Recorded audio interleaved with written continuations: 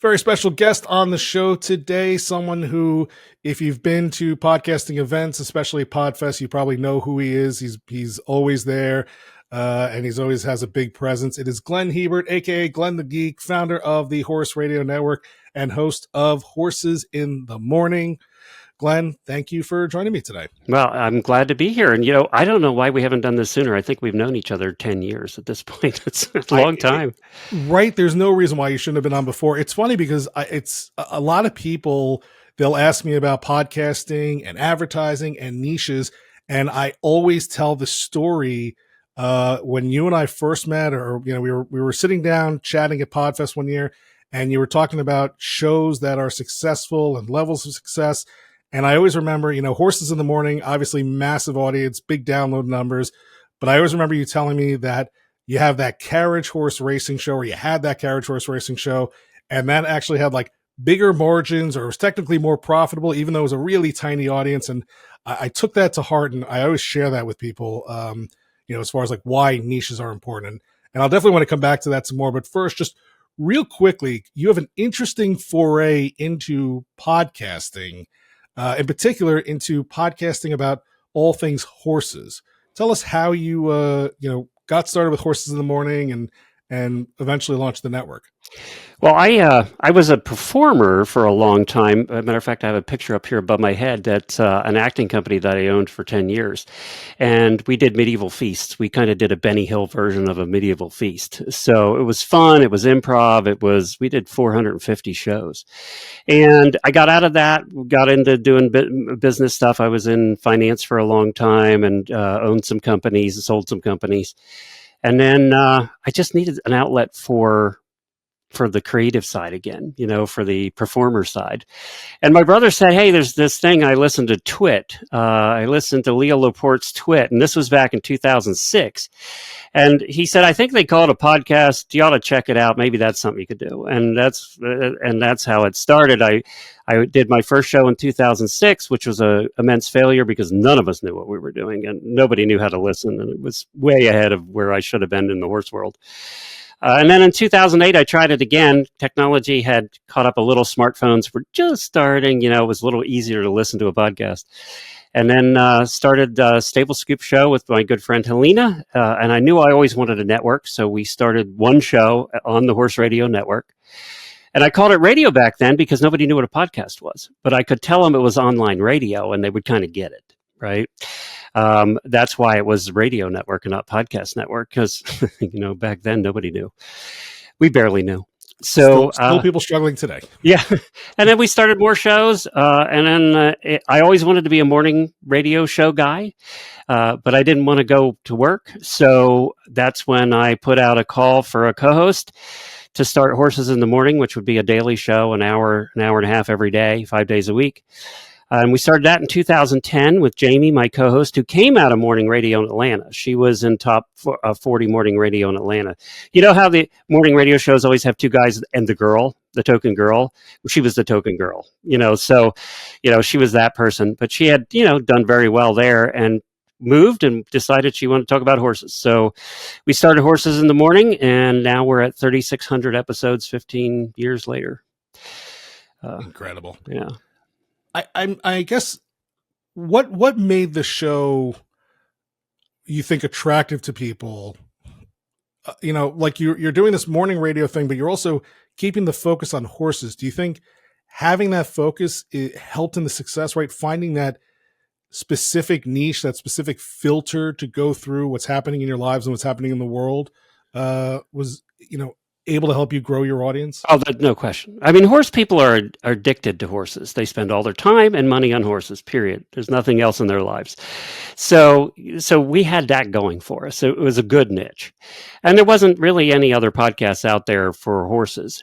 The Daily Show, I think the reason it's what I always say. They come for the content, but they stay for the hosts. And that's true for podcasts or YouTube channels.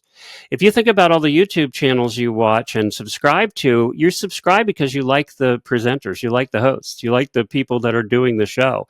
There's a million travel shows out there. We subscribe to 4 or 5 different YouTube channels because we like them. So we would watch whatever they did. And, and that's true especially true of podcasts. So I think that people tried out horses in the morning. It's a commitment to subscribe to a show that's going to take 5 hours of your week, right? That's a commitment because it's an hour every day. And they subscribe because they like me, they like Jamie, they especially like Jamie. She's probably my most popular co-host. But it's because we're vulnerable. We're out there. We talk about our lives. The show initially started to be about our guests, and now the biggest complaint we get is we have too many guests.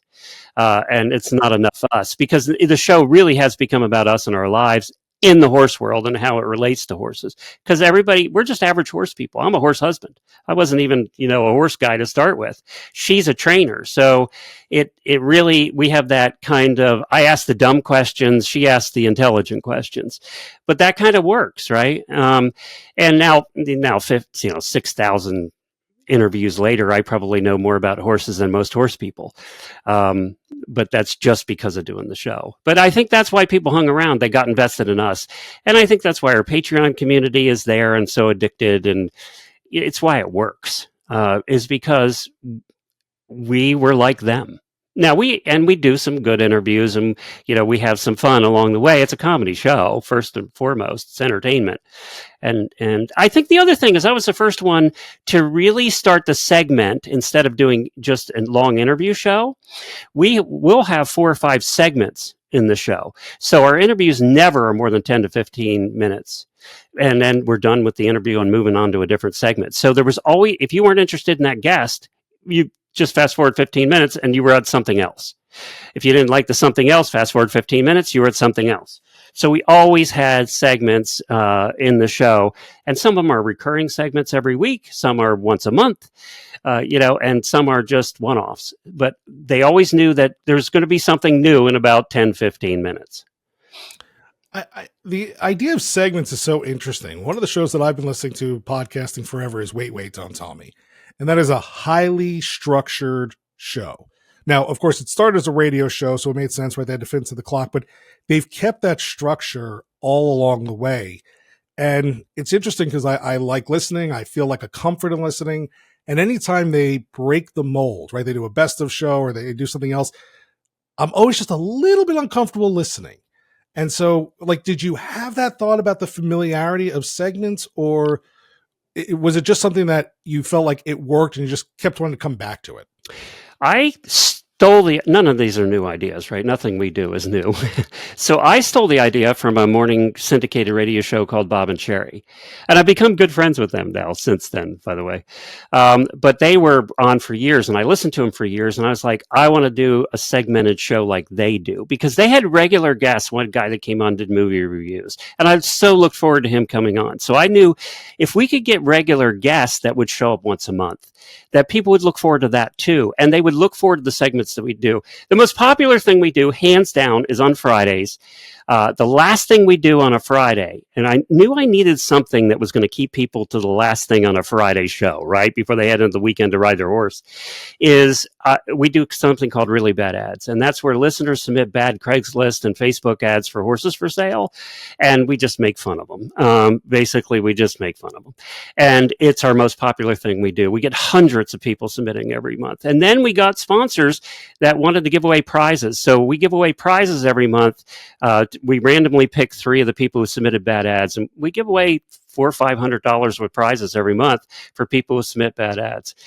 And so, that was just that happened by accident, and it was one of all the good segments we do now happen by accident along the way, and we just followed them.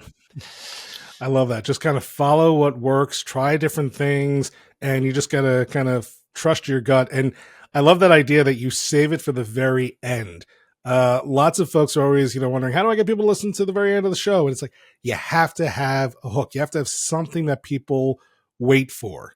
And there are lots of shows that do this really well. But I think the way you just described it is brilliant, and that you were really conscious of that thought. So what happens next? You did the first show, the Stable Scoop, then you do Horses in the Morning. Where does it go from there in terms of growing the network? Well, I knew that we had identified a ton of niches in the horse world that we could do shows about. My thing was always finding the right host. So my first goal was to find the right host. And I did that usually by doing interviews on one of the shows. So we'd have a guest on one of the shows and I'd go, that person would make a good host. And then I'd figure out what niche they really were good in or competed in or whatever. And then I would approach them. And that we always started with the host and then built the show. And so, we built 20 plus shows over the years. And I would never start a show unless they had a sponsor either. So the two things I had to have was a good host, a good sponsor, and a good marketing partner. So I'll give you an example. We started a show. There's a very boring, and everybody knows how I feel about this. There's a very boring but very popular competition in the horse world called dressage. It's kind of like dancing, and for horse husbands, it's boring. My wife did it, so I had to watch it. So I can speak from experience. But the Dressage Federation in the United States we approached them about being a media partner for that show. So now, and making it the official podcast for dressage. So 12 years ago, we started that show and they were a marketing partner. What that got us was an audience. There was no money exchanged hands, but they promoted the show. So it brought an audience in. And here we are 12 years later. That show's still one of our most popular shows, and we're still the official show of the Federation. So it was media partners, sponsors, and the right host. I'm envisioning you at these events, sitting at a table, almost like dodgeball with Jason Bateman and what's his face, talking about the Ocho and like just having fun, like watching people do it. Do you go to the events and kind of broadcast from there as well? Not as much. We get invited to 10 events a month, and the problem with that is every time you leave the house, it's $1,500. It's funny because I would tell people that, and they don't believe you, but when you figure it out, if you take everything into consideration, every time I leave the house to go to an event, it's at least $1,500. So we knew we couldn't cover everything and be able to afford it and be able to sustain it. So we didn't. We just didn't. We went to a couple key events every year, to shows every year. But the one thing we never missed was the wholesaler show with wholesalers and retailers in the horse world. There was 2 of those every year. I've been to almost 40 of them now. And we went to those, one, to highlight new products that were coming out, because our listeners love hearing about new products, but 2 was to find sponsors. It's at those in-person events where we found 80% of our sponsors. Because when you're face-to-face with someone, you got their attention. And if you give them something and then approach them about sponsoring, so we'd give them an interview where they could highlight their new product, put it on a show, and follow up with them, they would see a result from the interview. Talking about that new product, they'd see sales coming in, and then we had their attention, and we'd go after them for sponsors after that. So it was that in-person wholesaler meet retailer show and then eventually, by the way, we do their podcast now, the Wholesale Shows podcast, and we go there now and do shows. We actually record shows at the event in Dallas. But that, it was always finding a marketing partner, and we were the first ones to have press passes at an event like this because nobody ever did that. And then, I just approached them and said, why don't you do your own show? And that show has a smaller audience, maybe 500 to 700 a month, but it's targeted to the retailers, where the wholesalers meet the retailers. So that's a very targeted show and very effective that way. But yeah, so we do their show now too. It's all about partnerships. It's all about who you meet. And, it's all about who knows you, not who you know, but who knows you. That's the most important thing. Do people know you?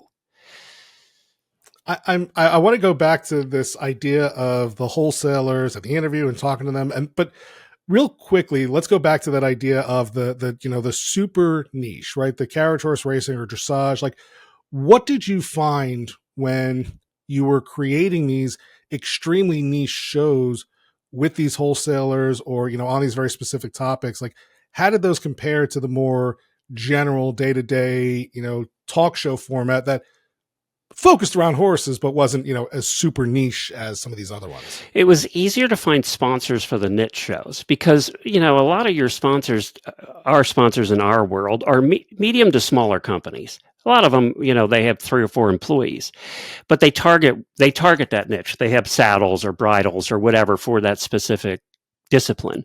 So it was actually easier to target them and have them come aboard and actually have them do well.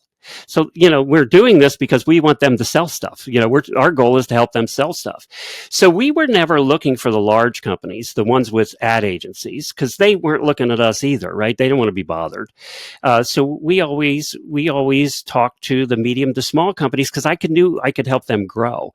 Our first sponsor years ago, 15 years ago now, is still our biggest sponsor today. And she says, over the last 15 years, she's gotten more direct response from our shows than any other advertising they do. And they do a lot, well into six-figure advertising. But she said, I hear more from your people who say, I listened to, I heard you on the show. I have this question for you about my horse. She said, that's who I hear from. I don't hear from somebody that says I saw a magazine ad, because our advertising is so personal. It's, I can say, hey, look, I use Kentucky Performance products with my pony, and this is why. That's much more personal than seeing a magazine ad. And, I'm owned now by a company that owns 10 magazines. So they love when I say this stuff. I'm sure they do. I have to imagine too that being part of that magazine allows them to sell like big bundled advertising. They do, right? Like, yeah. And now, and I sold the network to almost 3 years ago now, and to one of the largest media companies in the horse world. And they didn't have an audio side. They had magazines, they had video. They owned some companies as well, some production companies, but they didn't have the audio side. So they wanted that tripod, and they were missing the audio. So that's why they took a look at buying us. And it took about 6 months of negotiations. Fortunately, I had a very good lawyer. And, we made the deal. And my deal was that I would continue on for 3 years after running the network. And that very seldom works out with principals. They usually last 6 months and either they're fired or they leave. It never works out, actually.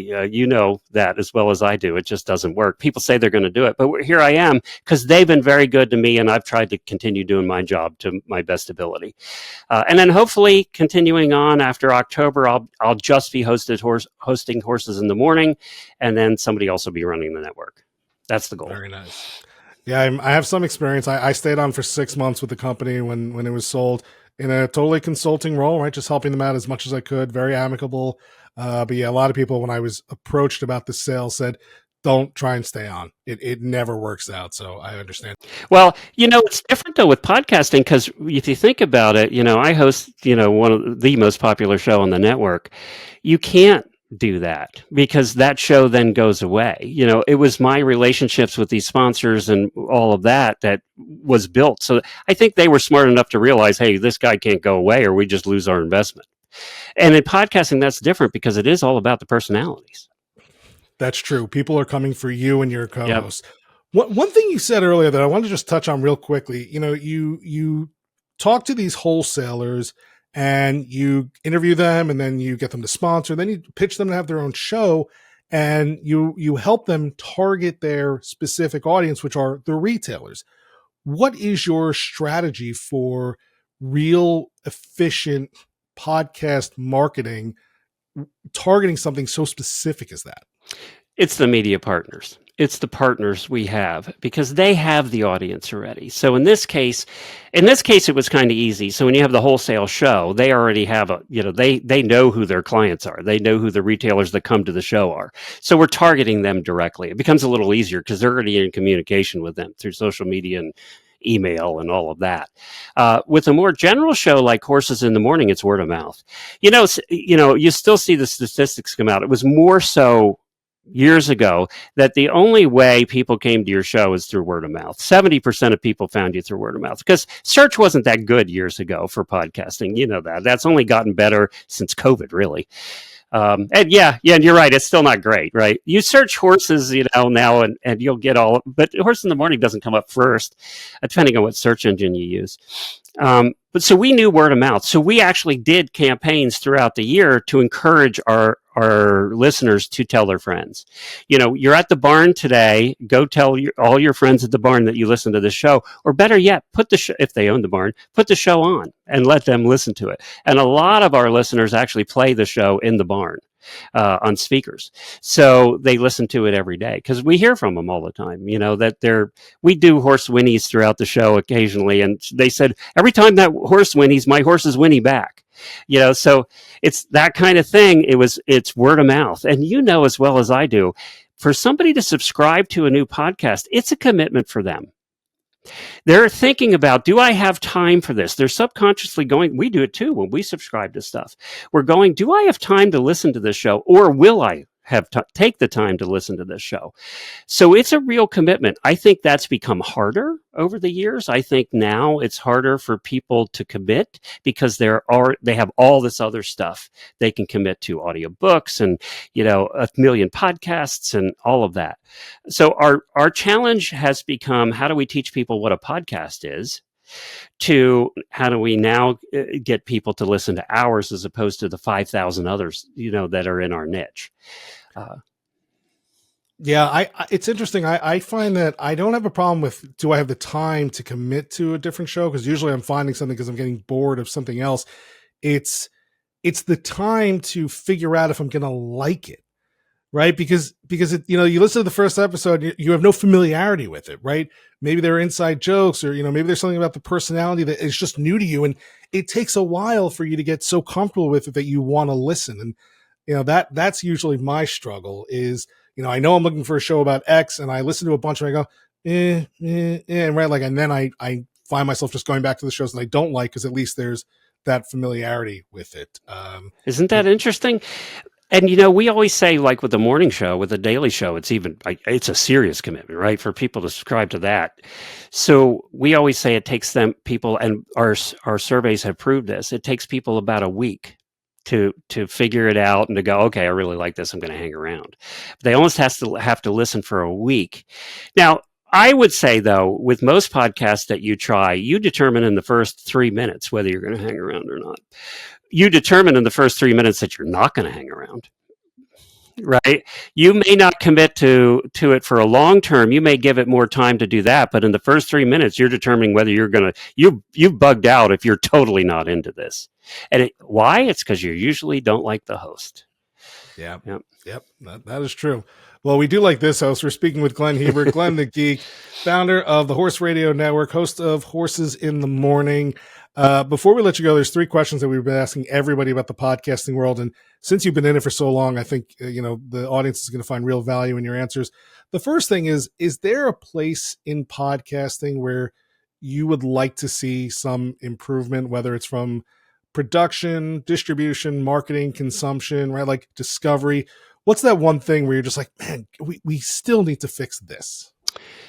I would say, and this has been my preaching for the last several years, is we need Apple and the major podcast players to segregate out dead shows from active shows. There's, when you take a look at the 4,200,000 shows that are out there, what do we see recently? It's almost 400,000 that are active in the last 90 days. That's a lot of crap just sitting there that's not being updated. And I know when I go look for shows in a specific topic, the first thing I look at is, are they still producing? And it's so frustrating because you'll go through 20 shows that haven't done an episode in 2 years, and to find the one that's still active. So I know because of seasoned shows like Serial, we can't get rid of those shows. They can't just disappear off the podcast player. So I am proposing that we have an archived section and an active section on podcast players, so you can search specifically for active shows. And maybe that's whatever active is determined to be. They've produced an episode in the last 90 days, 6 months, whatever that is, year. And then you can also search the archive shows. I think that's the solution to that problem. And I do think it's a problem. It's frustrating. That's a really interesting idea. And as soon as you said that, I was thinking of a few shows that I listened to that were like, specialized niche topics. Like Rob Reiner did a whole thing on the JFK assassination. And, there was one on Uber or Airbnb, right? The rise and fall of these, tech CEOs, Jeffrey Epstein kind of stuff. And like, those are small series. And yes, they haven't put out an episode in 2-3 years, but they're still interesting and topical. My concern to what you're saying, but I think it's fascinating, interesting, but what we will see now are shows that will have done something like that, right? Short series. And then they'll just release weird stuff every 90 days just to make sure they stay in the good section. And that's why I think that if I were to do it, if I was a Pocket Casts, for instance, right, I would have the search automatically go to both sections, but then you can. So the default is everybody, all the shows, but then you can go, hey, look, I just want to search archived, or I just want to search active. So it's up to us as the listener then to have control. And I'm always about listeners having control. So I still think that's still my biggest pet peeve. Yeah, no, I like it. And I think your frustration from being a listener searching for shows. Yeah. I think you're definitely onto something. I think that idea needs massaging, but Apple, I know you're listening. Get on it. Glenn is asking you. What about tech? Is there any tech on your list, wish list, whether it's something out there that you haven't purchased or something that you're like, God, I need somebody to make this to make my life easier? Again, production or consumption. I think it was solved for me when the RODECaster came out and when the mixers that are specifically made for podcasting came out. That's what solved it for me. The Zoom P4 for going to shows. So the Zoom P4, I can hook 4 microphones up to, hook it to my laptop, show up at somebody's barn, and I don't even need power. Everything runs off battery. I can do an entire episode right there in their barn aisle, and I can carry it in a small case. So, when we first started, we were using music mixers. And to be honest, I didn't understand 95% of the buttons on it, right? I didn't know what any of them did. I didn't want to know. So when the RODECaster Pros and those came out, that really solved a lot of the problems that I had. So I would say I'm happy with where things are now. Microphones, we used to have to pick from one, or two. And now we have, 100 to pick from. And I bought a lot of them, and I don't even know what I'm using currently. Yeah, I have no idea. I don't care. As long as it sounds good. You just cycle through. Yeah, I'm not really I'm not a stuff guy. So, I have content over stuff. Fair enough. I like that idea, by the way, because, you're in barns. How many barns have power outlets? Probably not very many, if not any. So it's a really interesting find. And then with the P4, right, the batteries, that works really nicely. All right. And then the last question is, what podcasts are you listening to today? Like, what is that show that when the new episode comes out, you are going to stop what you're doing, check it out? Or what's that show that I will not miss an episode? I'm still, after 30 years, listening to Bob and Sherry. That was the syndicated radio show. Of course, that is a podcast now. And they've started other podcasts. And I know the producer of that show. I've met him at conferences and we talk all the time. And he actually asked me about podcasting stuff. So I listened to that. That's one I will not miss. Ironically, I have 2 daily shows I listen to all the time. And that's DTNS, which is the Daily Tech News Show. That was Tom Merritt. And I listened to him from probably about 20 years ago doing multiple different shows. He's his own network now. They do very well with Patreon too. They have about, 16,000 Patreon subscribers at Daily Tech News Show. They're one of the biggest. And they're completely supported by patron support. So those 2, Bob and Sherry and the Daily Tech News Show. And then, of course, Ask the Podcast Coach, one of my favorites. And then, of course, School of Podcasting. Dave Jackson's been my mentor. He doesn't know it, but he's been my mentor since day one, years ago when I met him. So, those are the ones I listen to religiously. And then there one other too, and I'll mention him because he's a friend of mine and I love his show, was What Was That Like? With Scott Johnson. That's an interesting show. Yeah, he gets the weirdest stories of people who've been through, like, my parachute didn't open and I lived, and then they tell the story, that kind of thing.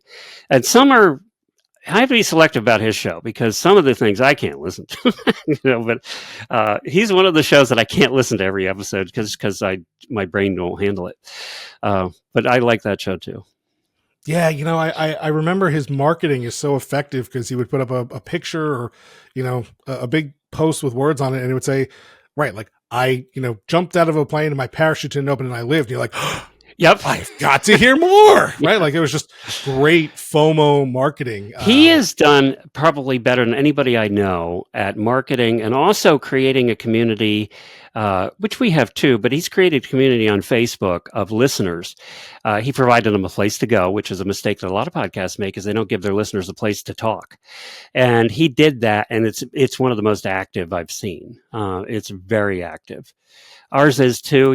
Ours are a lot alike that way. But yeah, we've limited our closed group to Patreon supporters. So I kind of put a paywall in the way of our closed group because I wanted people who were really serious. So I'd keep out so there wouldn't be political posts and things like that. Riffraff. Yeah, yeah. And that idea of having a community and having it a paywall to get into it is for podcasters who are trying to monetize and don't have a budget, a free and easy way to start earning money right away. It costs you nothing to start a private Facebook group and to just invite people in. Yes, it's a little bit slower, but right, somebody will pay you $5, $10, $20 for access to a group that provides value versus hoping that you get 5,000 downloads and have an advertiser pay you $25 for every 1,000 you get. So great mention, great callback to the power of community and whatnot. And my God, great advice. We could probably do this for 6 days and